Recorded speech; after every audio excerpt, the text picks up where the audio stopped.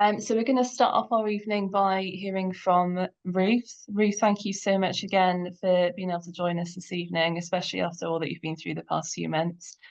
So Ruth heads up Christian Faith Ministries in Nigeria with her husband Kent, where they support orphans, widows, and other groups as well that have been victims of terrorism. There's a lot that goes on with CFM. So Ruth, over to you, and thank you so much for being able to share with us again.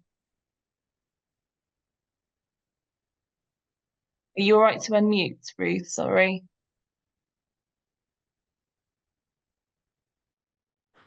Sorry. Thank you very much, MMN, for inviting us, Hannah and Grev. I think we've been supported by MMN for a little while now. And as Hannah said, we work in Nigeria. We're based outside of Jos towards Barikanladi, which is an area that's experienced a lot of Fulani terrorism in the last 12 months. But my husband and I have been working in Nigeria for 39 years now, and so we've experienced a lot of what's happening. We've been in Jos through the Boko Haram attacks on Jos. I guess most people would know that Boko Haram is an Islamist terrorist group, and Nigeria has been suffering for a decade and a half now of Boko Haram, Islamic State of West Africa province, and increasingly, since the destruction of Libya by NATO, incursions of very well-armed Fulani militants. And this has wreaked havoc for families in villages, rural farming communities. And so we went to Nigeria years ago to be involved in a Bible school, and we've been involved in training pastors and missionaries ever since. But it has changed a lot over the years because of this foreign-sponsored terrorism. And it just leaves vulnerable groups all across the country.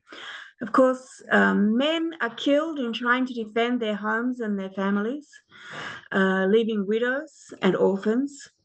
And CFM sponsors 428 children in residential education. That means we have 2 crisis care homes for children, and there's 428 children altogether. We have a women's refuge for, well, some of them are rape victims, some of them are widows, some of them are unmarried mothers, living through a crisis where rape is used as a weapon of war, and you end up with girls who are pregnant from those rapes, and just so many unfortunate circumstances. We also help a lot of widows in the community.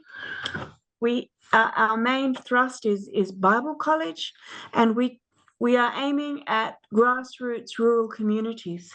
And so because of decades of terrorism, a decade and a half of terrorism, a lot of these youth come in and they can't read or write any language. So we have different levels of training, and our training is Bible foundations, then theology. The picture you can see now, that little boy is being wounded by bullets in Fulani attacks. And that goes on every day. Just 2 days ago, we had an email from someone who had 5 people were killed in his village last weekend. And he's just looking for help to build peace in their community. So we bring in young people, children. We try to help widows establish small businesses. We do vocational training. We do literacy and numeracy training. We have an adult education center. We use computer skills to draw Muslim and Christian youth together to learn side by side with community collaborative committees to run these centers. We've got 10 computer training centers. All of these young people are extremely vulnerable. They're undereducated, and their biggest problem is they've completely run out of hope. So we try to rebuild hope, working with the elders of community. Terrorism in Nigeria is youth-led.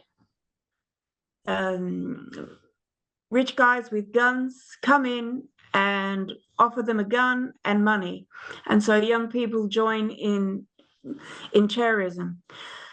And so it goes across the ethnic divide, the religious divide, because northern Nigeria is Islam dominant. That child has a bullet wound in their hand. It's been repaired with thorns. There's no medical help for these kids. Okay, this is one of the children from our crisis care home, or teenagers. Malaria is endemic. This is in our hospital, which MMN sponsors, and that child is being rehydrated after the vomiting and the diarrhea that often goes with malaria, and also having antimalarials in an IV. So the hospital that we've set up began as a clinic for our homeschool children and our Bible school people, and it's grown into a hospital caring for our neighbors. So we treat people at grassroots people at cost price for all of the equipment. We don't charge consultation fees, and we will treat those people who genuinely can't pay for free. But we do consult with community elders to find out if they're lying or not. And to be honest, we have very few people who are trying to hoax the system. There's just a lot of need. I mean, terrorism makes people poor. This is another one of our homeschool children and one of our homeschool pastors there. He's also a Bible school teacher, Pastor Solo. And okay, these are some of our crisis care children. Miracle, the girl, she was, her 6 siblings were murdered by Boko Haram. The other boy, Kanadi, he was put in a Boko Haram madrasa to train as a jihadist fighter. And he was rescued by a Muslim woman and eventually was sent to us. And he became a Christian. And he is just so passionate for Christ. He's now in university, that boy. And Miracle is just starting her last year of school. They both came to us in 2016. So, you know, we know those two really well. We have so many children with stories like this. We help widows every Christmas. This is a picture last Christmas, or it might be the Christmas before. We're giving out food and we give out some cash.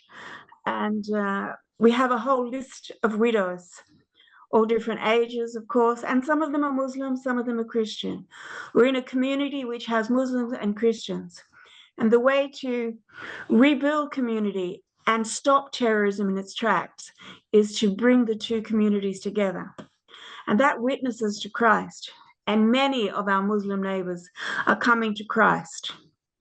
But we encourage them to still be part of their community. They can attend church, but they're still part of their Muslim community, still helping their Muslim families wherever possible, trying to rebuild community in a war-ravaged region. Some people know that last Christmas there was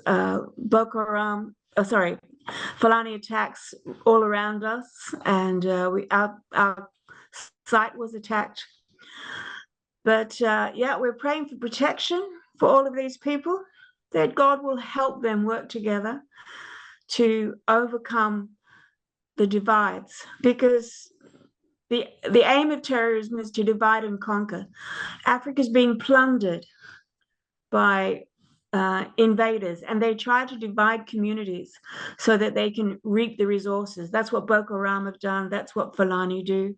So we're building peace through bringing communities together, sharing the gospel in word and deed.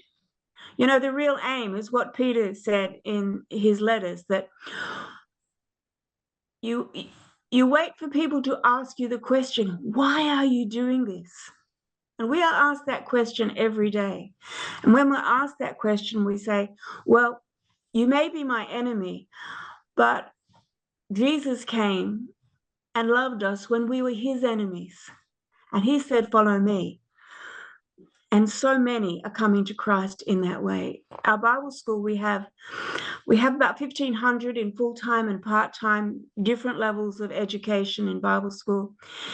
And maybe 20%, it's probably more than 20% of those people are Fulani, who in Nigeria are definitely regarded as the enemy. And yet many, many, many are coming to Christ in Nigeria and Niger.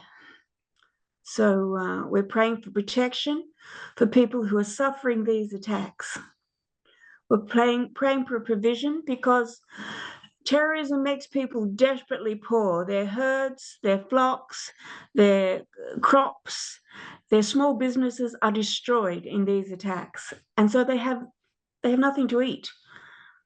We have medical care because medical care is too expensive and often unavailable in villages. So our hospital helps people, and we bring communities together. It's actually easy to bring communities together because the community leaders are not in favor of terrorism. Very few of them are supporting terrorism, supporting conflict. It's the youth. And Nigeria is majority of the people in the country are under 25. So it's so important to provide hope for these youth. So we come together with the elders and we put resources and training in to train the youth. Basic business skills, vocational skills, computer skills, literacy, numeracy.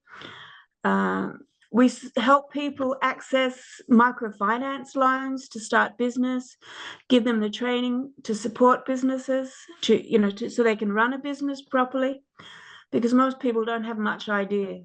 Really basic stuff like don't eat your capital. And it's really having an effect. We're trying to equip grassroots communities to resist the forces of terrorism, provide grassroots youth with hope so they don't join the criminal gangs, the trafficking, they don't join the terrorist groups. And it does work, just there's a lot more to be done. The healthcare is part of that policy. We started as a Bible school, but circumstances have made us go much wider than Bible school. So a lot of vulnerability and a lot of hope in the gospel. It's only the gospel that can turn these things around. Living and sharing it. Thanks, Hannah. Thank you so much, Ruth, for that. I mean, every time I get one of your newsletters through, I get broken by them because I think some of especially the children and widows, the stories that you share, I mean, it is heartbreaking hearing what's going on. But yeah, I mean, you and Kent and all of the team at CFM are bringing so much light into a really dark situation. Loads for us to be praying for. And please know that we'll be praying for you as you go back out to Nigeria in a few weeks as well, and for just all the people that you are touching the lives of out there. So thank you so much for sharing.